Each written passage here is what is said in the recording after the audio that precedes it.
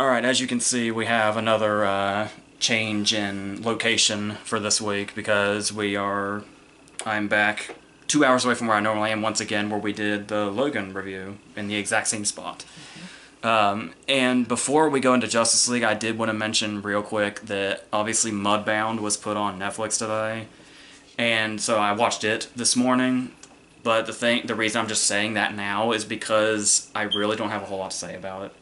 It's a 2 hour and 12-minute Oscar contender, and I really have nothing to say. That doesn't bode well. It's very much like, I get it to where movies like this are important. It's one of those. It's set in the World War II era. It's about racism. It's about alcoholism. It's about families of different races and the way they clash. And it just really doesn't bring anything new to that. I know this is a very dismissive term to use, but it's really the only thing I could think about the whole time I was watching it. This, through and through, 100% is an Oscar bait movie. And that's more or less all I can take away from it. It's got a decent cast, but they don't really have a lot to work with to make them very interesting. Like, Carey Mulligan is like the main focus, it seems, for a while. But the focus is always shifting, and never really cohesively. And like Jason Clarke is in there, a very interesting actor, not giving anything interesting to do. Obviously, the most interesting aspects in this movie are the back and forth between the scenes with Garrett Hedlund and Jason Mitchell. Jason Mitchell has supporting actor buzz. Mary J. Blige has supporting actress buzz, to the point that she's doing the roundtables. She's barely in it. She has like one big crying scene. So I'm really... Sometimes that's all it takes in the supporting category. Yeah, just look at Ruby Dee. But no, she does not have any scenes near as powerful as Ruby Dee's scene in American Gangster, so I don't know. Maybe it's just something I'm not seeing. That was a nice little way to bring up Ruby Dee and then be like, but you did find Ruby Dee. Okay. Nice way to do that. So it just really left me with not a whole lot. We've seen this done so many times before, and more effectively. And this time it just felt like it was taking these really important issues and having these big, some harrowing scenes in them. But it's just, after a while, it's just like you see so many movies like this, and if something doesn't do different to really, show you another side of it, or seem like it's striving to show you anything else, it just really doesn't. And I don't know if it's the Netflix release or what it is, but it doesn't feel particularly cinematic. Yeah. That could just be the Netflix one, because it is getting... I think that's what happens with those. Yeah, because it is... Obviously, it's in Oscar contention because it's getting a simultaneous limited release along with its Netflix release. I think that'll change with Netflix, too, because it seems like the movies they're doing now are getting bigger budgets. Yeah. And I think... Scorsese's movie's got $125 million going into it. Yeah, so I think we're coming to an age where it really won't look any different. Yeah, so I don't... platform. See, I really didn't... The scene with Jason Mitchell and Jonathan Banks is good, too, but... Yeah, apart from that stuff, it really just wasn't... Because I talk about how Jason Mitchell's basically the high point here, but he's not really crucial to the story till like over an hour in. And then it's just like Carey Mulligan and Jason Clarke being people on a farm or whatever. A thought question, kind of a tangent question, but kind of related. Do you think that we could ever end up at a point where movie theaters are mainly used for blockbusters and Netflix is more of a route for movies that you don't have to necessarily see on the big screen that are thick with drama and thick with story? Like indie movies? Yeah. A lot of people are saying that's the direction we could probably be going. Yeah, because what's the point of watching what's the point of watching a movie on the big screen that doesn't really have anything? It's just kind of a basic story. Yeah. And there's no... something that's like akin to a chamber piece or something. Yeah, but if you're watching something like Transformers or Pacific Rim or Avengers or something that would be cool on the big screen... Yeah, like the Stephen King movies they've been putting out with 1922 and Gerald's Game were perfect for Netflix. Yeah, and plus I think you have a discrepancy as well, where you have a movie that is all story, and it's a $25 million budget, and I'm paying the same to see that as I am to see this technological marvel, forgive the term, that has a $300 million budget. I mean, it's... I don't know. I hate to say it because I know how much you love the film industry, but yeah. I just feel like we could probably start phasing theaters out except for spectacle movies. changing prices would help that. It could, but I think with Netflix and Hulu coming along and them doing their own projects, I think the damage has already been done. Of course, the thing though is that Netflix has had like about 30 original movies this year or something. I heard next year they're gonna have 80. Yeah. But the thing about it is a lot of those suck.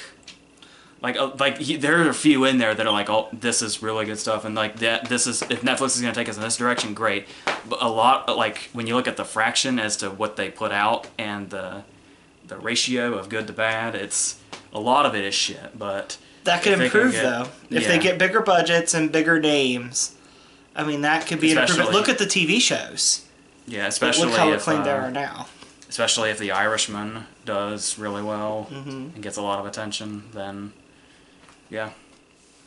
So that's how I feel about Mudbound. It's like, if it's an Oscar contender, I guess I'm not too surprised. It sounds like the conversation that we had about changing platforms was more interesting than the movie itself. Yeah. I have a lot more to say about that than I do about Mudbound. Wait, I say this again. 2 hour and 12-minute Oscar contender. This is why I think you should do a video of question and answer sessions. I probably wouldn't. Because I'll do it. Ask him questions I got put on the spot about Spacey during the last Oscar video. Oh. So there's that. Yeah. But let's go on to Justice League, shall we? Do a Lex Luthor transition here. Sure. So yes, let's talk about Justice League. Obviously, one thing you want to talk about immediately is that it's the whole, we weren't really sure what direction we were going because of the quality that DC's been putting out for this universe.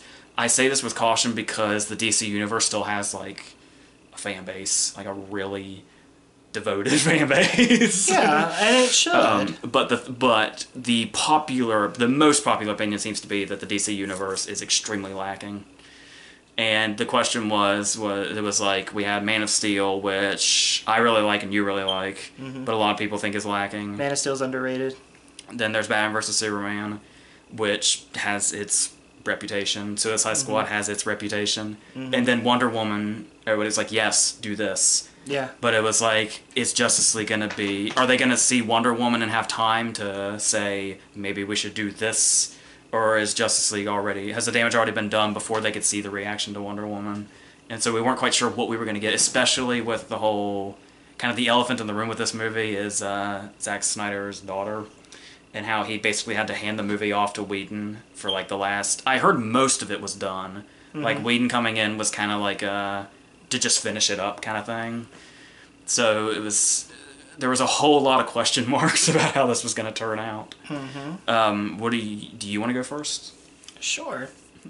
You can attest to the fact that when you asked me what I felt when I saw the preview, and I was like, ugh, and you were like, oh man, that's really bad.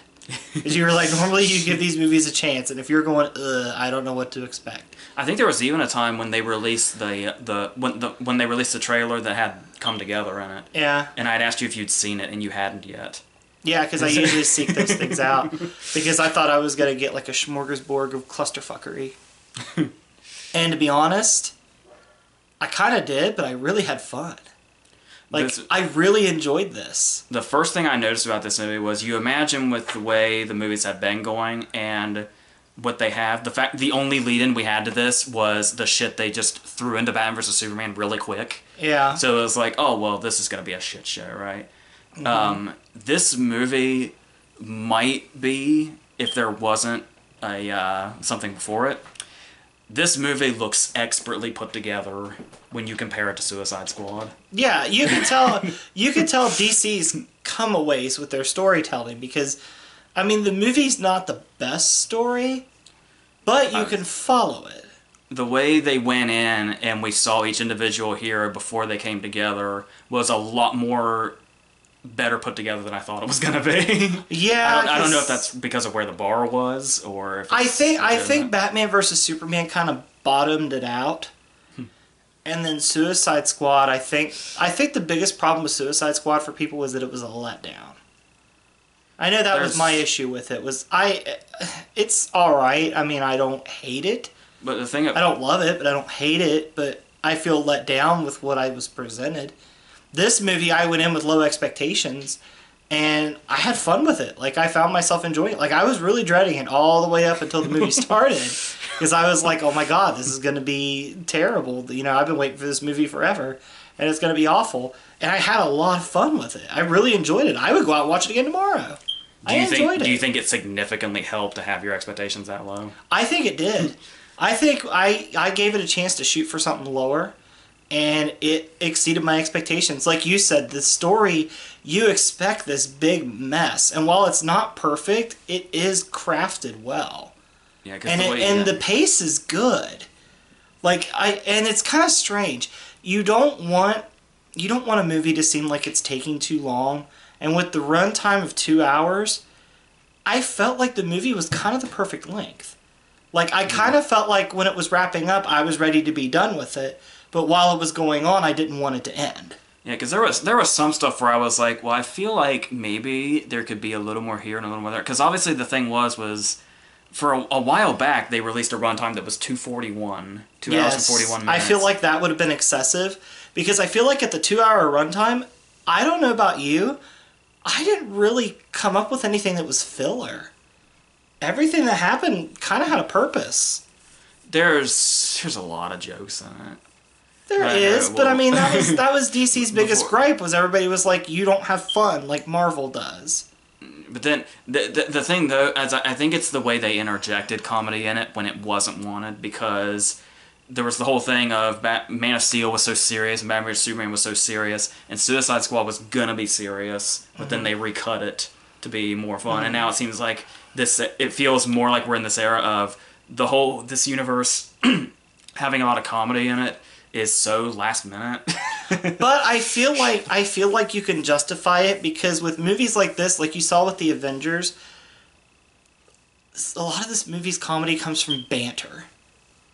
Yeah, banter. I think you say that you took to the comedy. Mm-hmm. I thought a lot of the comedy kind of fell flat. And it's more like, oh yeah, this is in the description, but before we go, I just wanted to say, I'll go ahead and say it in case you're not paying attention to that.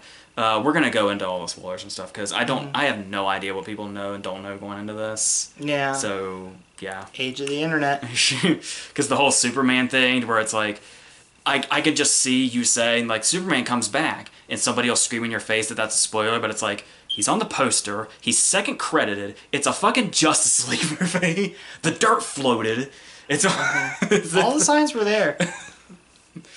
But yeah, and we'll talk about Henry Cavill. Like, the thing about The Flash is that I really wanted to like his comedy just because of how much I like Ezra Miller, and I feel like his delivery would have been perfect in another movie, but with this one, it was like, it just felt weird. And see, to me, that was okay with me, because I felt like it kind of helped him stand out. Because it was so, like, every line he has is, like, comedic. Mm-hmm. Did you not find that excessive? Not really. And only a couple of them even stood out to me as, like, Not really, because I felt like everything else around him that was going on was so serious and dire. Because a lot of the first part of his scenes are with Bruce Wayne, and Bruce Wayne's not exactly Mr. Cut-Up. Yeah, Aquaman was kind of jokey, too. And then there was, I mean, the scene with Aquaman is funny, when he's like, it's like he's talking like he's in a psychiatrist's couch, and then we come to realize it's because he's sitting on the lasso. Yeah. And like one of the only Flash lines that stands out to me is, and what's funny is it's a repeated line, and usually I give that shit, but it was when he brought up they were afraid bringing Superman back would result in a Pet Cemetery thing, and I didn't so much find that funny. It was when it confirmed his suspicion later, and he brought it up again because it just cuts to him. He's just like, a Pet Cemetery. I didn't mind it. I thought it was part of the fun for me. Like, Flash has always kind of been kind of that guy anyway. I mean, if you watch the TV show on CW, he's quippy like that. Like, he's kind of like the Spider-Man quips. As you know, I watched like 3 episodes and couldn't handle it. Yeah, I stopped because it was too much. Between Supergirl and Legends of Tomorrow and Arrow and Flash and all the crossovers, like, it just became too much to... And it got to the point where I had to look at the air dates to make sure I was watching it in order. And I just couldn't take Tom Cavanaugh as a villain because he looks like a Little League coach. Just naturally. But did you get through the first season? I got through 3 episodes of the first season. Oh, when you get to the end, Tom Cavanaugh does fine. Okay. Yeah. Yeah. But anyway, back to the movie.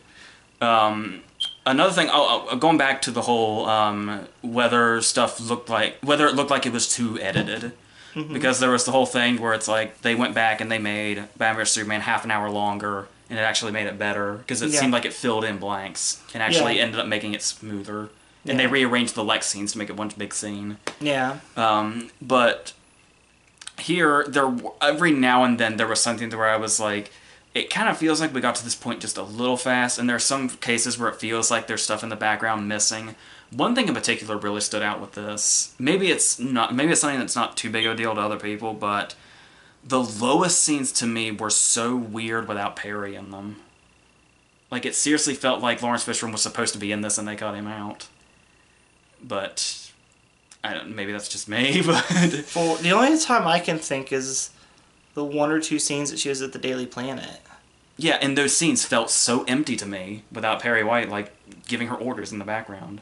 Like, it just felt weird to me. It wasn't that kind of movie, though, because it was about her emotional healing.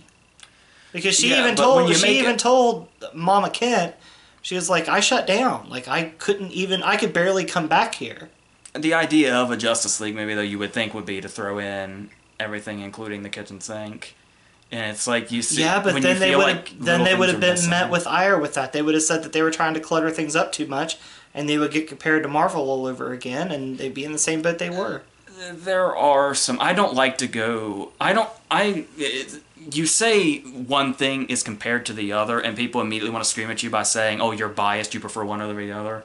I never go into any superhero movie saying I prefer the other company. Mm-hmm. Like, I don't go into DC saying, oh, I prefer Marvel, so this is going to blow, and I'm going to compare everything to Marvel. But there are a couple of scenes in this movie that take you back to a Marvel movie. Like I felt the climax was a lot like the Avengers. Yeah, this was bound to happen.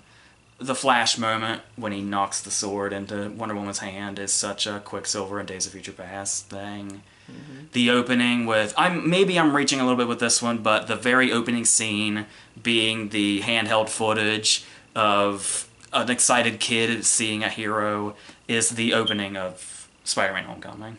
Hmm.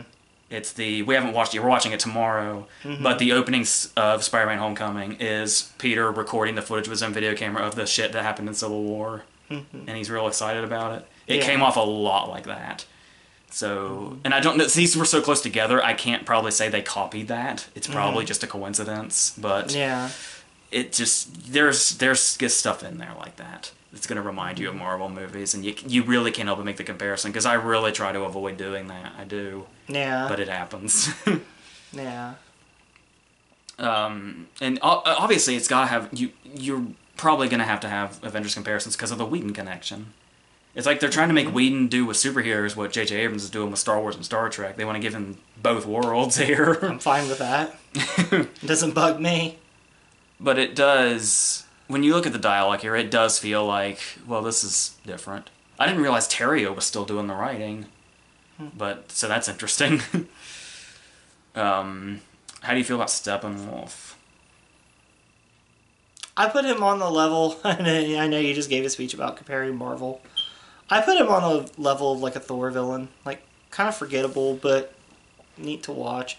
One of my things though too, I wasn't impressed with Ares and Wonder Woman. I thought Wonder Woman was great. I thought the hero was weak. Or not the hero. No, I thought Wonder Woman herself was great. Gal Gadot does a really, really awesome job. And she's also nice to look at. But, yeah, I thought Ares... I love David Thewlis. I think David Thewlis is great. I didn't find Ares to be that great. But it's okay, because it's a starter villain. You know, not everybody gets to start out battling the Joker. But... So I thought Steppenwolf was kind of a weak character, but at the same time, it's kind of hard. When you think of somebody that takes all the abilities of the Justice League to fight, usually the first person you think of is Darkseid, and you can't play that card now because that's your biggest card. You cannot play that. Was there a tease in there? Somebody said the word Darkseid. He mentioned Darkseid. Steppenwolf did. He's okay, like, so he said the actual name. Darkseid. It wasn't. Yeah, okay. Yeah, it wasn't the word Darkseid. He yeah, said and the you name. could see it coming from a mile away. Like, But the thing about Steppenwolf with me was, you said you didn't see the Ultimate Cut yet. Yeah. When Steppenwolf is introduced at the very end of the Ultimate Cut of Batman vs Superman, and it's terrifying. Like that's probably a strong word for it, but it's we actually, if you did see the Ultimate Cut, you're probably wondering when the fuck did Lex get captured. The scene where Lex gets captured, we fucking see Steppenwolf, and we hear like him saying. Like when the police are like going down there to get him, we can hear like what I'm assuming is Steppenwolf. We hear a very sinister voice saying Lex Luthor, like they're calling for him, and it set him up to be something really intimidating. It did, but Lex Luthor didn't end up playing into it at all. At least not yet. But I mean, as far as Steppenwolf himself, he was set up in a really intimidating way in this. And I like Kieran Hines doing his voice is good too. Kieran Hines is great at Sinister. But it's just like, it's also kind of like when we got that one shot of fucking Thanos in the credit scene of the Avengers. Oh, you mean the one where everybody was like, who's that? But then it's like when we start seeing his face in Guardians of the Galaxy. It's like once they put a real face on them and they show it a lot, then it's like the giant big villain is like, oh, well, so it's okay. This is all it is then. I don't know. I mean, I thought he was okay. I mean, he presented a formidable challenge, and it took all of them to take him to, well, no, it didn't. It took all of them to kind of stall until Superman got there, and then Superman made easy work of it. Going also... Unless you have more to add. Well, actually, before we go back to that, I guess while we're on Steppenwolf, we should probably also talk about the effects. Yeah? I heard going in that the effects were getting some criticism, and I do kind of get it. It does look like... I guess this is a compliment, depending on who you're talking to and what they want. The CGI is so heavy, after a while, it just looks like you're watching somebody play one of the video games. Yeah, I could see that. Because it's like... Because of how big it goes, like the entire second half of this movie is animated. Yeah. But at the same time, I felt it was a climax befitting something that all of these people would need to be a part of. Like, you can't take all these personalities and these big names and throw them in a lackluster climax. It's got to be big. Yeah. And I get the criticism that it's all animated, but you can't have Ben Affleck driving a vehicle at 120 miles an hour through the desert with people in fly costumes flying at him. I mean, I liked the climax. I thought the climax was I had fun with it. I thought it displayed everybody's contributions well. I think that's one thing that I really liked about this movie was everybody that was there for a reason. Everybody served a certain purpose of being there. There wasn't anybody thrown in just for like, oh, hey, look, we got this person. A scene I prefer over the climax is the first time they all fight together. It's Supermanless. But I still felt that was probably a stronger action scene, and really the way we got to kind of see it for the first time. Like it's obviously it's not going to amount to the one in the giant tower, the one where Batman brought in the machine that climbs up the walls, and Cyborg took control of it. Yes. Okay, yeah, that was a good action scene. And I thought this movie had good action in it. Yeah, and once again was another way they kind of show off what was that. It is one thing you can say about this movie you can't say. And I'm sure this will be up for debate. You could tell what was going on for the most part. I thought it was easy to follow. Yeah, that could just be because we had really good seats. But, yeah, there's a lot of movies like this where you can't tell. Like the climax of Age of Ultron. It's like, who the fuck is hitting who? What is happening? Suicide Squad was really bad about that too. I think it helps though too. Because like the first Avengers, here we go comparing again. Like the first Avengers, except for Steppenwolf, everything that we were fighting looked the same. It was all the nightmare. I thought it was Firefly at first. Boy, was I wrong. And then, were those the things that were in his little nightmare in Batman vs Superman? I don't remember. Because that was leading me to believe that I was hoping this movie would explain what the fuck the middle scene is in Batman vs Superman where Flash shows up. I think that's going to be addressed when Darkseid comes into the picture. I think we have not addressed that yet. Okay, because that's still... But I think we are going to address it. I just think we fucking better. Yeah. Well, I mean, this went in a different direction. Like, he sought out Flash this time. Yeah. So I'm guessing the middle scene has something to do with Darkseid, but... Because what actually happened, what occurred to me about halfway through was, it was like, if Flash can, like, blast through from the future, I assume that's how we were going to get Superman back, is what I was thinking. Because I had no idea how Superman was going to come back. It's actually quite fucking simple. It is compared to everything, yeah. It is. So, it's pretty much, well, spoiler, it's kind of like how we got Doomsday, only it's a little more controlled. yeah, well, you can spoil it. We already warned them. How about another thing I was talking about where, like, I felt like Perry White was missing entirely? I feel like we could have used just a little bit more of Gordon as well. Because I was really liking what J.K. Simmons was doing. Well, it's J.K. Simmons. Everyone likes what J.K. Simmons brings to the table. Oh, we haven't talked about the Snowman yet. but yeah, so I was wondering about that. But yeah, as soon as he was on screen, it was like I always kind of figured it was going to be like, well, J.K. Simmons is very identifiable, and we're so used to, like, you know, Gary Oldman and stuff like that. But it's like the second Simmons hit the screen, because I you know, don't look at the trailers or the still. I try to avoid the stills and everything, so I wasn't really quite sure how much he was going to look like Gordon. And when he came on the screen, it was like, it occurred to me, oh, that's J.K. Simmons, just as quickly as it occurred to me, oh, that's Gordon. Yeah. Like, it immediately was, okay, this is Gordon now, and I buy that. Yeah, I buy it too. J.K. Simmons did a great job. Which is not surprising. Apparently it is in the other direction with the Snowman, but which I haven't seen. But J.K. Simmons is great. And there's obviously the Elfman score. We've still got some Junkie XL in here, just in a different form. But the whole idea that he was going to bring back some of the Batman themes from '89. I remember I called you and I immediately asked you, how do you feel about that? And you were like, yeah. But there's also the and I liked how it's like, as the end credits end, that's like the very last thing we hear is some of that. And then the thing you didn't catch was that when Superman is fighting Barry, you can hear the theme to the original movie. It's short, but I also like that action scene. Yeah. Where Superman kind of goes rogue and they all have that, oh god moment. And we do the whole Superman and Barry, like, dick measuring contest thing is a good idea. Yeah. The end credits scene with the two of them racing, that's a famous scene in the comics. Oh, is it? Yeah, it is. That race, I believe the result was that Superman won that race by a hair. I wonder if they ended it intentionally to do, like, the Rocky III thing. I don't know. Where you don't find out the end of that how that fight ended until Creed. I don't know. I thought you were going to say, like, when Rocky and Creed were running down the beach in short shorts, like it was supposed to be like that. Well, that too. It'd be funny. It'd be like in the Batman TV series when Batman and Joker were wearing swimming trunks over their costumes. They just have the short shorts on over what they're wearing. And we were talking on the way home about the fact that you were saying you didn't mind the comedy too much because the complaint is that that Batman shouldn't joke.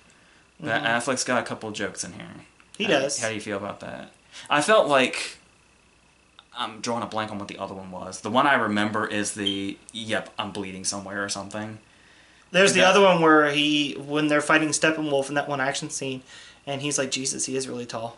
Yeah, that just kind of reminded me of the oh shit moment when he saw Doomsday. Yeah. But I don't know how I felt about the, yep, something's bleeding thing. That was a fucking Flash line. It's like he just stole that from Ezra Miller. It's like, I think you read from the wrong character. But, yeah, so... That being said, I said something kind of controversial on the way home. And I think I'm going to stick with it.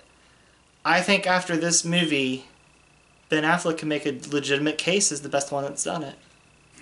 His character, I feel like, despite all the complaints, despite the fact that he's in all the movies that people don't like, because he was in Suicide Squad, of course, Batman vs. Superman, and then this one is getting kind of a lukewarm response. But I think his character is very fleshed out, and I like what he does with it. The cat almost hit the cord. Yeah, I think I'm still going to stand by Keaton. Obviously, a lot of people are going to back Bale. I think Affleck has surpassed Bale. Yeah, well, obviously, I would put him second, Bale. at least. A lot of people seem to back Bale because obviously he's in what are considered the best. Bale movies. has the best movies. But obviously Bale gets a lot of ridicule for the voice, so he's got that going against him. That's like Susan doesn't like the voice changer on Ben Affleck. I like the voice changer because it means he doesn't have to try to make a ridiculous voice. But then you have the and then you have the greatest of all, Michael Keaton, who didn't need any of that shit, and there's still a difference, and it doesn't sound ridiculous. So I think Keaton still has the mantle, but I think Affleck's knocking on the door, and I think with a couple more performances under his belt, he could overtake him. What are you thinking about Jeremy Irons? I don't mind Jeremy Irons. He's pretty jokey too, but I guess all the Alfreds have been so far. Yeah, they're kind of snarky. Yeah. Even Michael Gough had his jokes. Yeah. And I'm not counting the last two. Well, I don't know. I just kind of, I don't know. Like, obviously, honestly, I don't really know what I was expecting out of this. I was kind of just trying to keep my brain in neutral because, really, I don't know. But obviously, I have both defended and hated Suicide Squad at the same time. I've still seen... You and Suicide Squad have a very complicated relationship. Yeah, I've watched Suicide Squad like 5 or 6 times, and I keep saying, maybe this will be the time that I like really like it. Like, maybe the movie I wanted it to be before I saw it the first time is going to come out one of these days. Mm-hmm. And, like, every time, you obviously experience this firsthand, every time I watch it again, I have something new to hate about it. But I'm trying. There's one thing I do want to talk about with the DCEU. I know a lot of people have issues with the story, and they don't think the stories are very good. I think the casting is wonderful. Yeah, I think there's a lot of people that are saying, like, can we, like, redo the whole series, but keep the cast? It is. I think Henry Cavill's great. Henry Cavill might be my favorite character in the whole series just because I like how he portrays Superman. He's very human. He's very down to earth. He seems like a genuinely nice person. I don't know anything about Henry Cavill personally. But a lot of people think he's too broody. He's too broody? See, in this one, I didn't think he was that... He wasn't broody in this one, except for when he first came back from the dead. But that was explained because he wasn't himself. But once he, like, went back to Kansas and stuff, and he was just kind of gathering things up, like, I didn't think he was very broody in this one. Yeah, after he came back from the dead and destroyed everyone. Yeah, of course, that's just one of those things where you have all the battling audiences. You have the people that think he's too broody, and then you have the people that think he should be broody. Mm-hmm. And both these people are very loud. So it's just this constant battle of it's one of those cases where you really just have to think whatever the fuck you're going to think and just let everybody else do what they're going to do. It's like politics. Okay. Essentially. But, yeah, I like Henry Cavill as Superman. I get enjoyment out of it. If you told me he was going to go on a 3 or 4 movie run of just him as Superman, okay, I'm in. I'll see what that's about. Speaking of performances and casting choices, I'd like to talk about the second end credit scene. First off, I really like the reveal, because that's very common. That's like a Joker thing, where you think it's, like, which Joker book starts that way? It's The Killing Joke. It's Killing Joke, yeah. Because the paint rubs off. It's a little bit different because like the paint rubs off and stuff. Is that ever been a Luthor thing, or is no? So they're still kind of trying to do the Luthor has got the manic thing going on. But yes, obviously the second end credit scene. I remember reading. I can't say that Jesse Eisenberg was good in Batman vs Superman, but he's one of the most entertaining things about that movie. I would say he's the weakest casting choice. But I don't know if it's that he's weak casting or if he's just written poorly. It's definitely the way they had him portrayed. I don't think Eisenberg's a bad casting choice at all. I think he's a great casting choice. But the thing is that obviously everybody hated that manic thing, but it's like obviously they shaved his head and he's like obviously, well, he was doing the whole when he was building up Steppenwolf. Once again, something you don't know unless you've seen the Ultimate Cut. What he's building up to when he says he's coming. That's what he's talking about, and it's like he's still kind of sticking with the manic thing, but then it's like, well, if he gets the chance to do this again, it's like the Leto thing, where it's like if he gets the chance to do this again, is it gonna be more of what we were hoping for as opposed to what it was the first time? And sure enough, in this scene, it's like you can barely see the Luthor that was in Batman vs Superman. This looked a lot more like the actual Lex Luthor. Yeah. Because me personally, I think the greatest portrayal of Lex Luthor is Michael Rosenbaum. I'm sure a lot of people back you up on that. Michael Rosenbaum is fantastic as Lex Luthor. And then the whole build-up to this, because they just recently said that Manganiello was going to, like, get his own movie as Deathstroke or something. I've been hearing that. I don't know if that was just a ruse to hide this thing or what. Because when he showed up, I was like, huh. I thought that was a dead idea. He was supposed to be. He was also supposed to be the main villain in the Batman, if I'm not mistaken. Yeah. Now that's just still in limbo, isn't it? Like nobody knows what's going on with that. I would guess so. But it's clear that they want to keep doing whatever it is they're doing, whether people love that or hate it. They're just going to keep doing their thing. I don't mind to see where it goes. Yeah. And so, especially if we can get Eisenberg like behaving himself and being the main villain. So I'm really interested. Like this universe is going to keep me morbidly curious the whole time. I don't think I'm ever going to get to the point to where it's going to be like, oh well, I'm just tired of this now. Can they just quit? I don't think I'm ever going to actually say that because they keep me interested just enough to say, what the fuck are they going to do now? And will it be another It's always Wonder Woman is forever making this universe a wild card because it's always going to be the next one. Is it Wonder Woman or is it Batman vs Superman or Suicide Squad or whatever? Yeah, and I just recently watched Wonder Woman not too long ago. Long story short, my opinion on Wonder Woman, I think it's great. I think the story's good. Yeah. I think Gal Gadot, of course, is good. I was worried if she could carry her own movie or not. I think she passed with flying colors. I like her Wonder Woman. I like what she brings to the table. So, yeah, Wonder Woman's a good bar to have.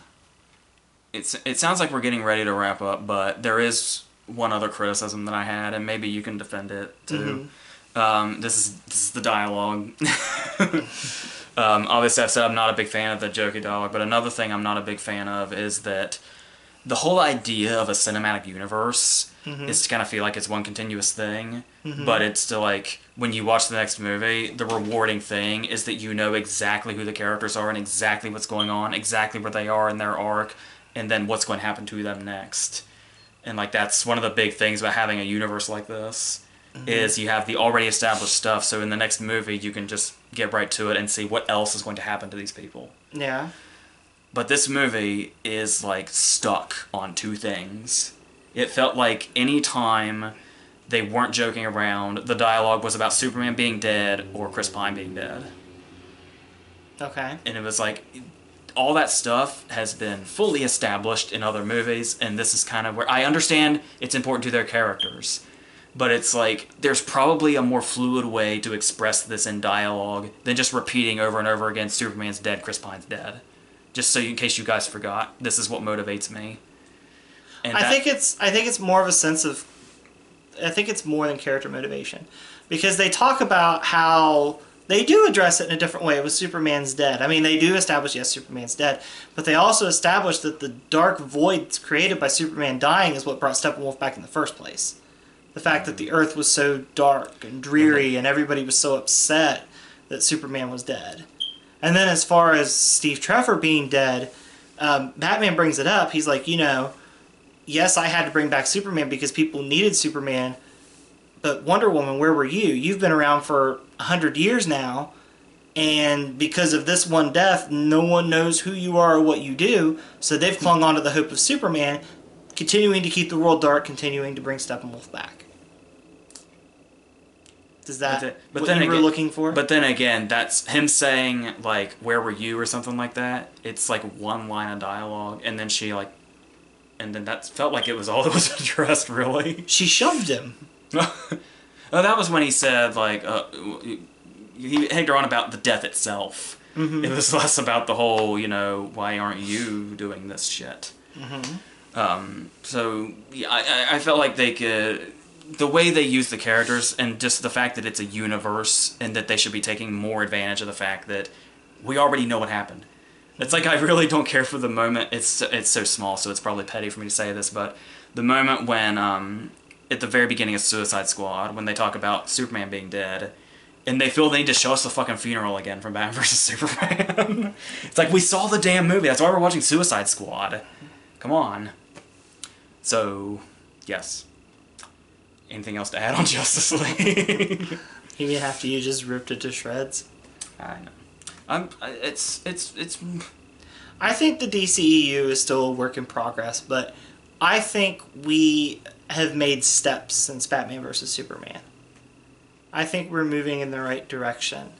And I think now that things are established and your gripe is gone, because now we've addressed Steve Trevor and we've addressed Superman as many times as needed to be addressed. I think if you get this group in another movie again moving forward, I think it'll improve on this one and could end up being a pretty good movie.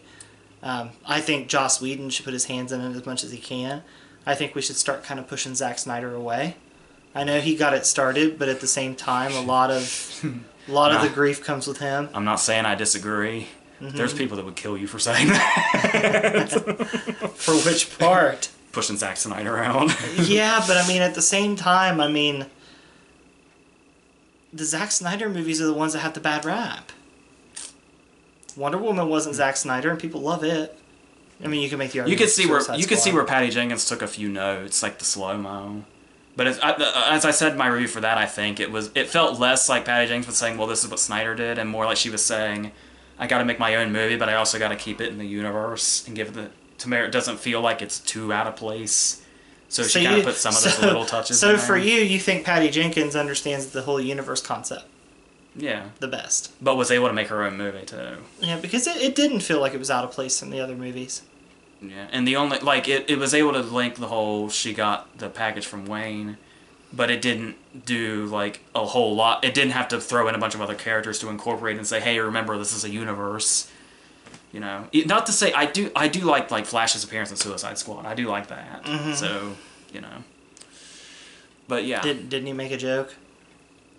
He's made some comment to Captain Boomerang. I don't remember exactly. But yeah.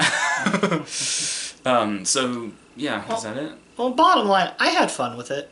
Oh, I was gonna ask a question. Mm-hmm. Is there any talk on where Wonder Woman 2 is set? If it's between, or if it's in present day? Because my question, the direction I was going with that was, is she gonna still be fucking talking about Pine? I don't know. If I had to guess, and this is a really big guess, maybe it'll take the Captain America 2 route. Oh, so, yeah, okay.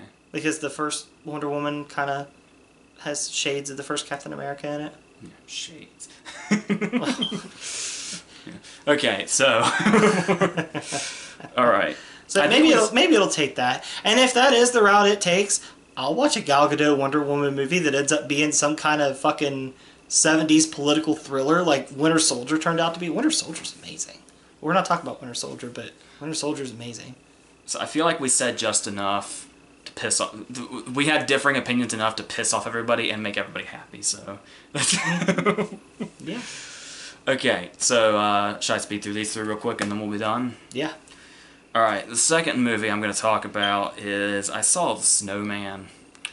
Do you know anything about The Snowman? Just apparently J.K. Simmons didn't bring it. Okay, did you hear anything about The Snowman's, like, production? No. Okay. Well, The Snowman is one of those movies where it was... it's based on a popular novel. It stars Fassbender. The director is Thomas Alfredson. You've been on a Fassbender hate kick lately. It's not stopping either. Lord, Michael Fassbender. And the problem here is that Thomas Alfredson's the director. He did Let the Right One In and Tinker Tailor. So he's got clout. It's not Tinker Tailor, it's Tinker Tailor. Because he's British. But the thing here is that he's an established director, right? He made Tinker Tailor and Let the Right One In. Uh-huh. This is one of those movies. He pulled a Josh Trank in the Fantastic Four reboot. He came out before the movie was even released and said, hey, sorry guys, this is why the movie sucks. Before the movie was released. I still wonder if it's like a reverse producer's plot. Like, the movie's so bad, you have to see it to see how bad it is. Well, if you look at this movie's box office, it didn't work out that way. Gene Wilder did it better. And it's another one of those movies where it was so, like, torn apart in post-production. Obviously, luckily, I didn't have to go through this because I don't watch the trailers, but I guess one of the big complaints was most of the stuff in the trailers is not even in the damn movie. So it was like The Invisible, where the whole old man, Eli Wallach-looking character was cut out. That's an inside joke for us. Maybe some people remember that trailer. But the thing about this is that I was thought concerned. Justin Chatwin would be a star. Oh no. And then Dragon Ball Evolution happened. So the thing here is that the thing that really threw me off here was, number one, Scorsese is the executive producer, but actually even more so, Scorsese's editor, Thelma Schoonmaker, is the editor. Now I was like, oh, wait a minute. If Schoonmaker did this movie, edited this movie, how does it become such a clusterfuck? Because she is a master. She does most of Scorsese's movies. She did Woodstock, I think. Like one of the best documentaries ever made. It's like 3.5 to 4 hours of just Woodstock footage put together perfectly. And it's like, how did this go wrong? And then a second editor's name appears. And you're like, that explains everything. The more editors you see, the more of a clusterfuck it's going to be. Justice League had 3. Did you notice that? No, I didn't. So, yes. And so you see the Schoonmaker's name, you're like, yes, awesome. But then a second name right after her, also with an editing credit, a name you probably don't know of. I didn't know it offhand. Maybe I know something else she did, but I didn't recognize it. So it's like, oh, so they had one editor, then they probably had a whole different one later. Okay, I'm getting this now. So when you watch this opening scene, it's like people teleport from place to place. It's so shoddily put together. And this opening is kind of like... well, the thing about it is it's supposed to be kind of a mystery of who the Snowman is, who is a killer, who blows people's heads off and then puts snowman heads on top of their bodies. That's hilarious. This is a straight thriller. This is a straight horror thriller. Really? That sounds hilarious. So anyway, and to like taunt them, he builds little snowmen outside of their houses. but that's just the concept. This should have been a... Oh man, this should have been a movie that like the killer ended up being like Olaf or like Michael Keaton, Jack Frost. This is when that's fantastic. This is when Elsa got really out of hand. Are they little miniature snowmen? Yeah, they're small. They're only like it's one ball and then a head. So it looks like Wimpy from Popeye. Yes. What an odd comparison to make. I've just always wanted a reason to reference Wimpy. And so, but the thing is it's like when we saw Paul Dano at the beginning of Taking Lives, to where we see the killer as a child and kind of where this whole thing started, but then it's supposed to be a mystery later who it is, and it's like a reveal. So, in this whole starting thing, to where it's like his mom's boyfriend or stepdad or something, and he's like asking him questions, and if he gets a question wrong, he like beats the mother, and then the mother like commits suicide by driving into the thin ice lake. Jesus. And he watches this happen, and guess what? While this is happening, he's building fucking snowmen. So it's like foreshadowing, I guess. And then we flash all the way forward, and now Fassbender is the alcoholic detective stereotype, basically. And he's investigating this killer who actually struck before. I thought Fassbender was going to be building the snowman, and I was really hoping for like a scene of him like... Get this, though. Even though it's like we see his background and then we see Fassbender investigating it, there was a middle ground here where the killer struck before. And in that time period, he was being investigated by Val Kilmer. But what happened here was Val Kilmer could not come back for like reshoots or ADR. So Val Kilmer is in this movie with his voice dubbed by somebody else. What the hell?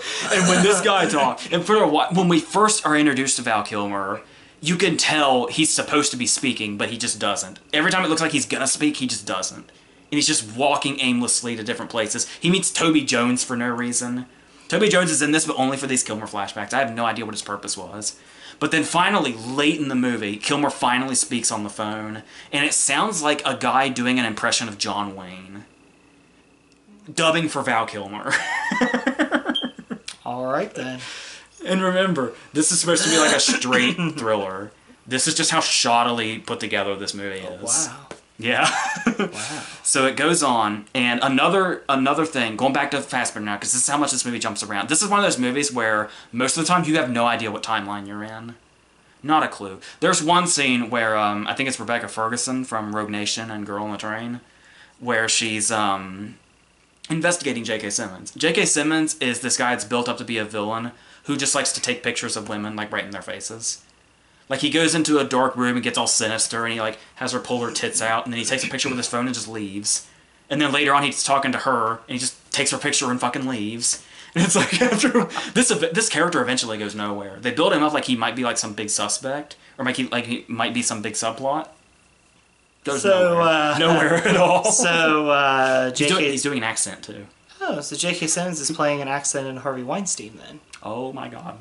So, yeah, and well, yeah. What I was saying. Well, no, he didn't jerk off into any plants.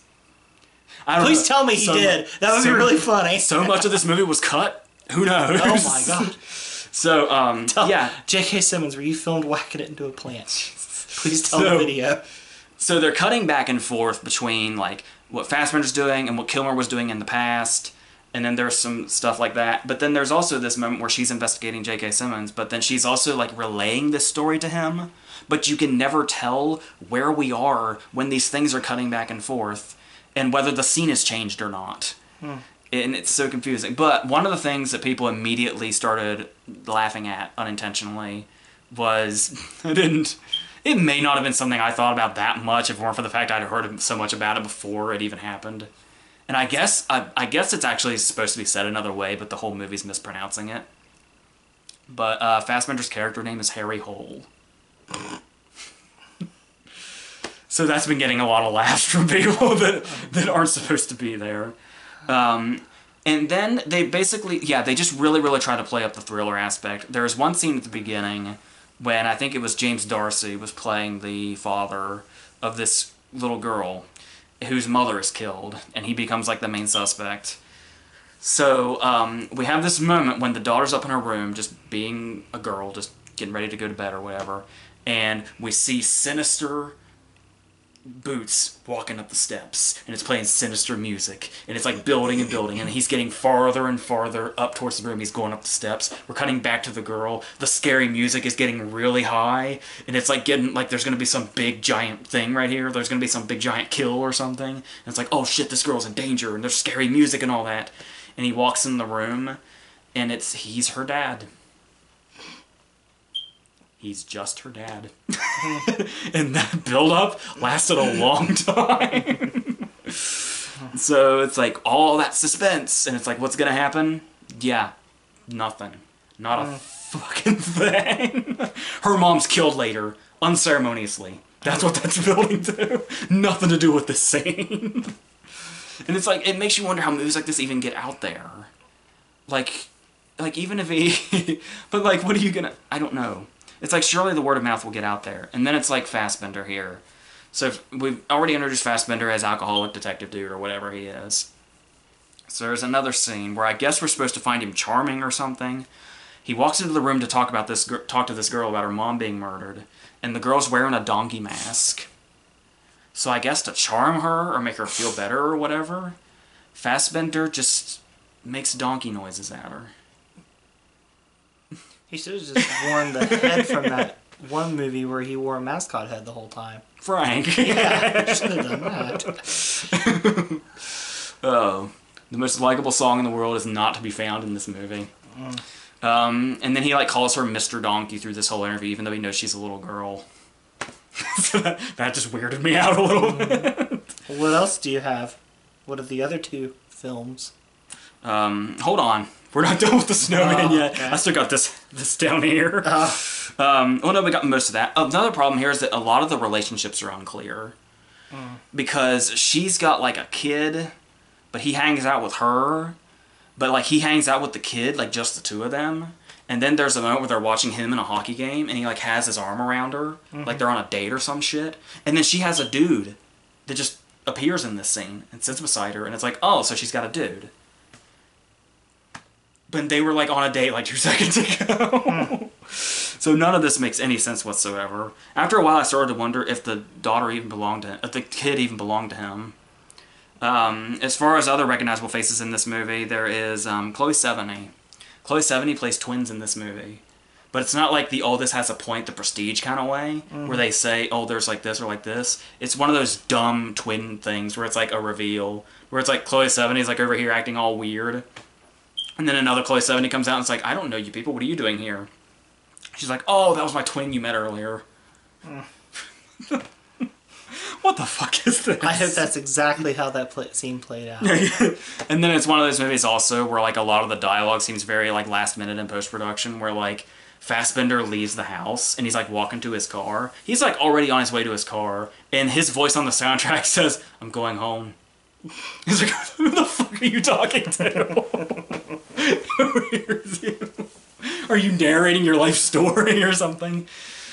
So yes, that's what this is. And then of course it's the whole, eventually the killer's revealed, there's a showdown, there's an anticlimax, the end.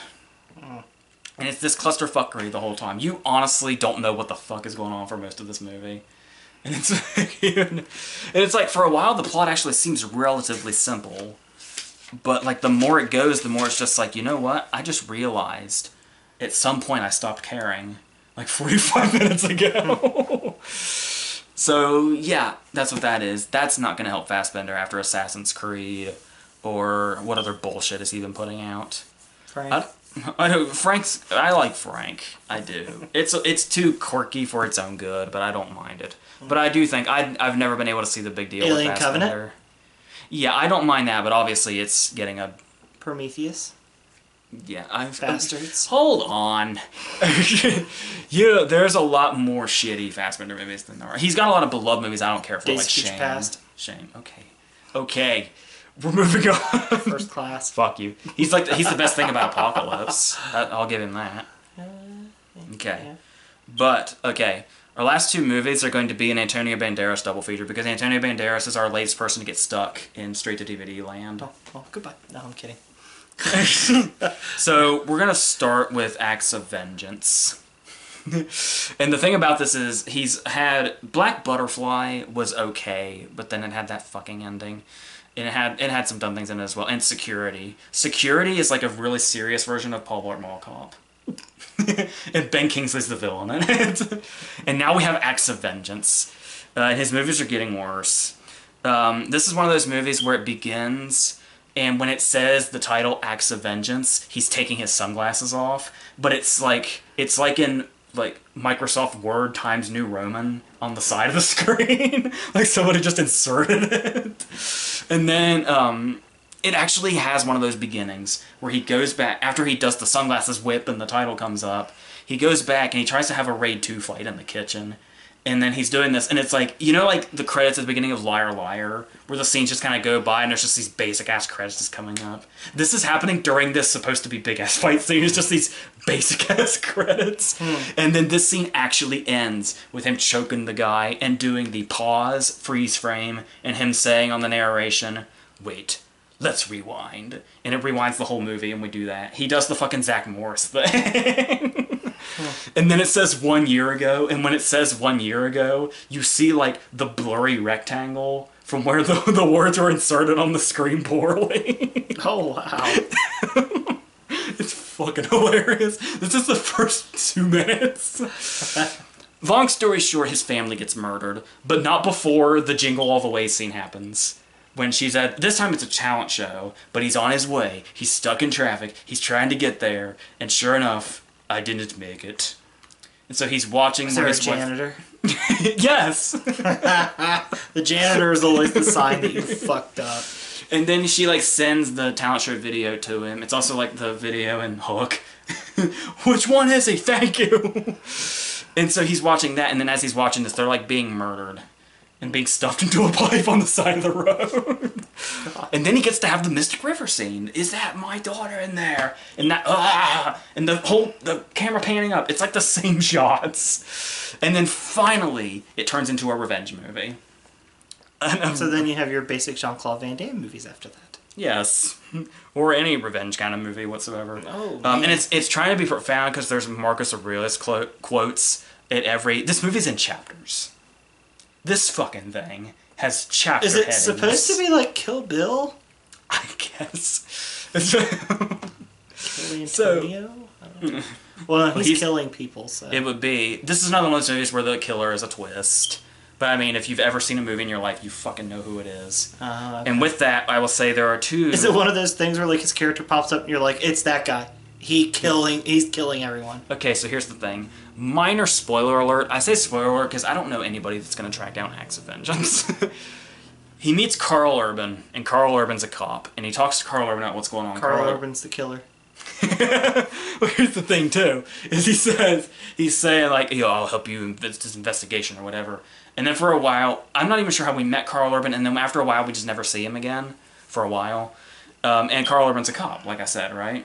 Who, by the way, he's not a judge. I was gonna say, he's the internet's golden boy because he was in Dredd, but I must say, the past 2 movies I've seen Carl Urban in, he is fucking terrible. The other one's... Oh, man, you're attacking Fassbender and Carl Urban. I know, he's the worst thing about Thor Ragnarok. I could not stand... His character's the comedy relief of Thor Ragnarok. That movie's like entirely a comedy, and he's the comedy relief character inside the movie that's basically already a comedy, and it's terrible. It's not the Goldblum? No, Goldblum's amazing, as always. But the thing about Carl Urban here is, he's a cop, right? They do this interview, and Carl Urban leaves. We go back, after we get to the beginning, when he's choking that dude out in the kitchen, the dude says, I just saw a dude, I've not had nothing to do with this. The dude was a cop! Okay? Carl Urban's the only fucking cop he's met in this movie, right?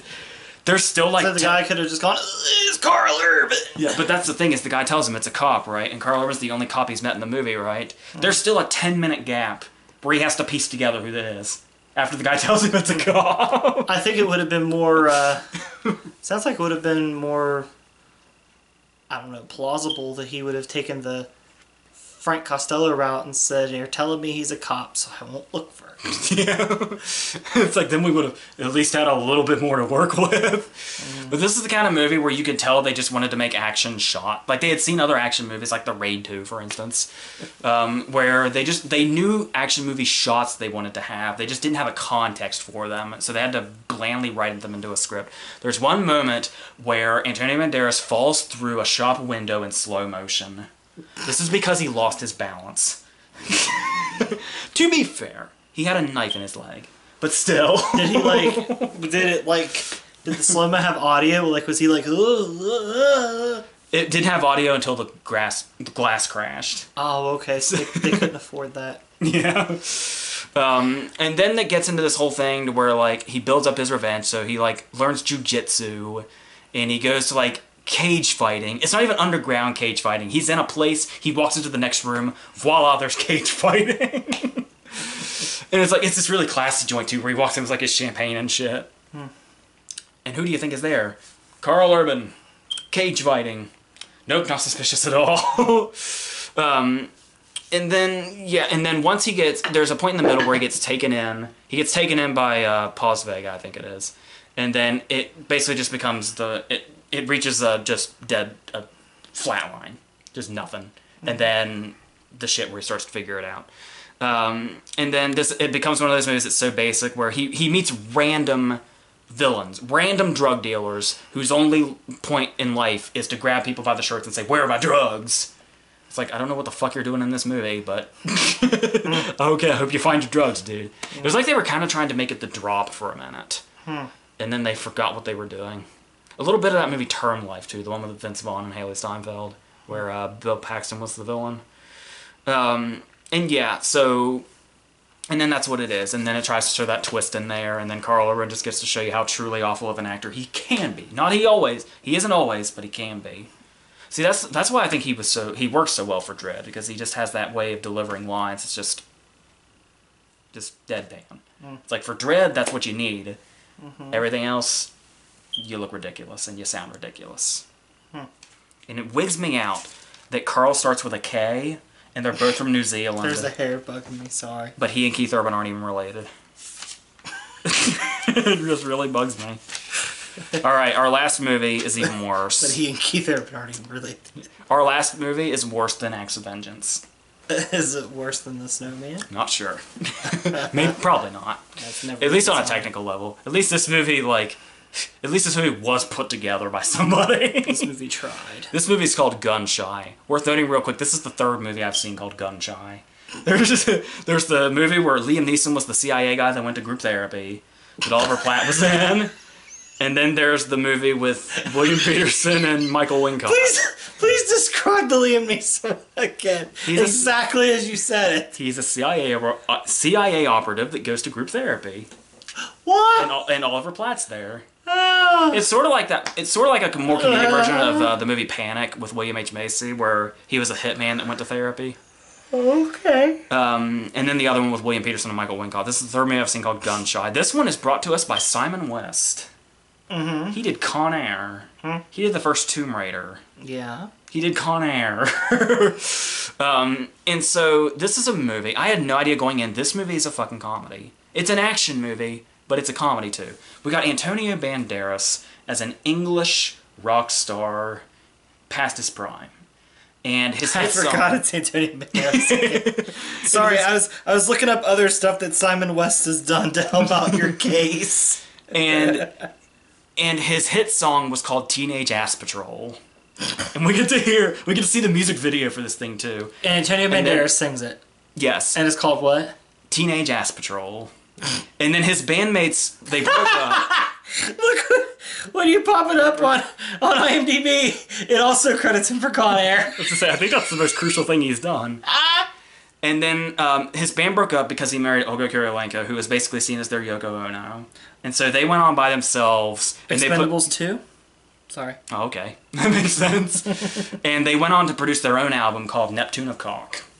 What the fuck? And the cover is a guy with a trident sitting on a giant rooster. Did this movie... Did they... Like, was this movie supposed to be part of The Rocker? The Rocker, yeah. Remember what Bradley Cooper's name in that movie is? Trash. Yes. But anyway, back to Gun Shy. And it's a recurring joke through the movie. He's Antonio Banderas, but he's playing English. It's kind of like how I always thought it was weird in Interview with the Vampire when they found Antonio Banderas in France. But the thing here is that the whole joke is everybody else in the movie speaks Spanish. And he has to keep saying, I'm English, I don't speak Spanish.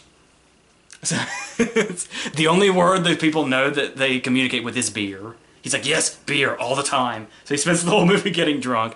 And then Olga Kurylenko gets kidnapped by pirates. And he has to save her. He has to stop being a lazy asshole that's drunk all the time on the beach. He goes to the beach in winter because he's that much of a dumb fuck. And he's one of those cases where they're rich people, but they're out of their element. They've never been to a place where they have to carry their own luggage, and they have a shitload of luggage. This, by the way, is going to be an action movie eventually. So Antonio Banderas pretty much took his character from The Legend of Zorro and made a Spaceballs joke. I guess. That's hilarious. This is a movie that involves a scene... Okay, there's a couple of scenes I want to call out, actually. One very briefly. There's one time where he's getting chased by, like, authority figures, and he's riding through the streets on his luggage. Because there's hills. He just hops on his luggage, and they chase him. It's dumber than it sounds. You laugh now. If you were watching the movie, you'd be wanting to kill yourself, I promise. But this other scene, this is when... This movie's... This will be lost on you, I apologize. This movie's tone almost gives the Book of Henry a run for its money. Because what we have here now is the scene. This is when you realize it's going to be pretty over the top. But the thing is it never really is this over the top again. Just in this scene, before Olga Kurylenko gets kidnapped, she's on this safari, but she doesn't realize that these American tourists, whoever they are there to hunt the llamas. So she tries to stop them. She's like, "Don't hunt the llamas. Don't do that." And there's no real point to this. The scene ends with them getting attacked by the llamas when they try to shoot them. And then later on, when they're getting ready to get held hostage, the guy gets his face smashed in, and he's killed by the llama, and his rifle accidentally goes off, and he shoots his wife in the head by accident. This scene has nothing to do with anything. This is before the shit goes down.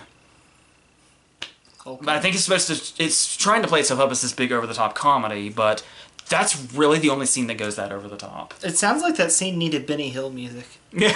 It really could have. And it's one of those movies also that keeps introducing characters nonstop. After a while, I didn't know what character was doing what. It was like I was watching the Snowman again. And the characters get... Were you having like the Snowman Vietnam flashbacks? Yes. And the problem with this, though, is that this movie could work. It's just that it's not funny.